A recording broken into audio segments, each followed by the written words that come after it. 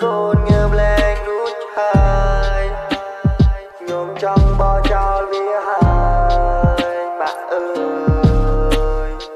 ตอนนี้เราគ្នាដឹងទេថាគ្មានម្នាក់នេះឯកាប៉ុណ្ណាពេលដែលគ្រួសារយើងត្រូវឃ្លាតឆ្ងាយពីគ្នាតើគ្មានម្នាក់នេះទៅពឹងអ្នកណាហើយទៅអាងអ្នកណាខ្ញុំភ័យខ្លាចនៅក្នុងសាលាគេគ្រប់គ្នាតែងតែហៅខ្ញុំថាគ្មានមិនបានការតែខ្ញុំធ្វើយ៉ាងណាតែខ្ញុំគួរធ្វើយ៉ាងណាជួយប្រាប់ខ្ញុំបានអត់ថាខ្ញុំគួរធ្វើយ៉ាងណាហើយជួយប្រាប់ខ្ញុំម្ដងទៀតបានអត់តែខ្ញុំគួរធ្វើយ៉ាងណាបែររមួយផ្នែកក៏ចង់ទៅមួយផ្នែកទៀតក៏ចង់ទៅមិនដឹងថាពេលណាខ្ញុំដើរដល់ទីបញ្ចប់នៃផ្លូវសម្បូរទៅដោយសម្ពាធខ្ញុំគ្មាននៅជីវិតជាតិគ្មានឯនៅបាននឹងទៅវាងងឯទៅឲ្យប្រត់ណូខ្ញុំស្រ័យតែប្រថោពេលដែលដើរស្គាល់មកទៅនឹកឃើញតែផ្នែកខ្ញុំហូរពេលគិតខ្ញុំចង់សាយខោ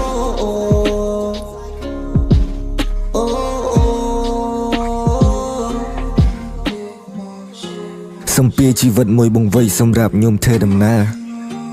ខ្ញុំគ្រាន់តែចង់មានស្លាបមួយទុកសម្រាប់ផា